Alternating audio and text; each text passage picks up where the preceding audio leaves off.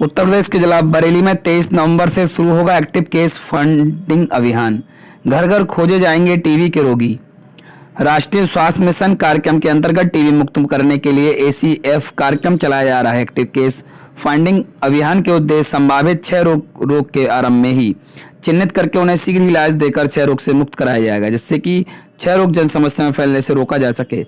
Active case finding campaign में अंतर्गत बरेली जनपद के समस्त कारागार, नारी निकेतन, कुष्ठाश्रम, वृद्धाश्रम एवं मदरसा के साथ साथ ग्रामीण व शहरी क्षेत्र की कुल जनसंख्या 20% अर्थात 10,93,435 जनसंख्या आच्छादित किया है। उक्त अभियान हेतु 434 टीमें लगाई गई हैं। प्रत्येक में 3 सदस्य लगाए जाने। 3 सदस्यीय टीम प्रत्येक दिन 50 घर में विजिट कर टीबी के मरीजों को ढूंढेंगे। ACF के बारे में प्रेस कॉन्फ्रेंस की गई है, जानकारी आपको अवगत कराना चाहते हैं कि 23 से 5 दिसंबर के बीच में हमारे house to house active case surveillance शुरू होगा टीबी के बारे में। उसमें क्या है कि हमारी टीमें 434 टीमें जनपद में बनाई गई हैं और वो टीमें घर घर भ्रमण करेंगी और लगभग हमारी 11 लाख की आबादी कवर करेंगी, जिसमें हमारी नारी निकेतन है और कुष्ठ आश्रम है, वृद्धा आश्रम है, मदरसे हैं। ये भी इनमें इंक्लूड किए गए हैं कि कभी कभी प्रायः देखा गया है कि यहाँ तक हम लोगों की टीमें नहीं पहुँच पाती, तो एक्टिव केस सर्च में हम लोगों ने इनको भी कवर करने का प्रयास करेंगे हम लोग। और इसमें 434 जो टीमें लगाई गई हैं उसमें एक टीम में 3 मेंबरान होंगे, तो तीनों मेंबरान जो है घर घर जाएंगे और उन केस को देखेंगे और अगर उसमें लगता है कि खांसी के मरीज हैं तो उसका बलगम कलेक्ट करेंगे, उनकी टेस्टिंग होगी और उनकी रिपोर्टें घर तक पहुंचाई जाएंगी।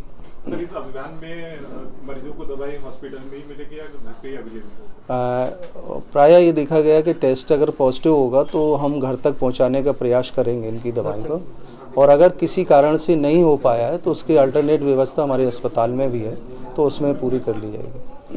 सर, एक स्पेसिफिक मरीज भी बताया ना डॉक्टर साहब ने कि देखा उनका ट्रीटमेंट चल रहा होता है, वो कुछ महीने इलाज करने के बाद छोड़ देते हैं ट्रीटमेंट, तो सोचते हैं हम ठीक हो गए।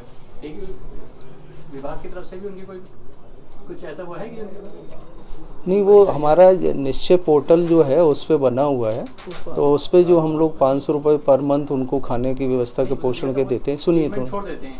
हाँ हुआ मेरे मोहल्ले में एक मरीज था जी, ट्रीटमेंट छोड़ दिया, उसकी डेथ हो गई जी। उसमें ये किया गया कि हमने ये व्यवस्था की है कि टीबी मरीज हैं, हमने ये व्यवस्था की है कि हमारे जो कर्मचारी हमारे अधीन हैं उनके द्वारा वो टेलीफोनिकली उनसे संपर्क करते हैं और टेलीफोनिकली संपर्क करके उनका स्टेटस है और हर संभव प्रयास करते हैं कि वो आके दवा ले लें या नज़दीक का जो हमारा टीबी सेंटर है वहाँ से प्राप्त कर लें।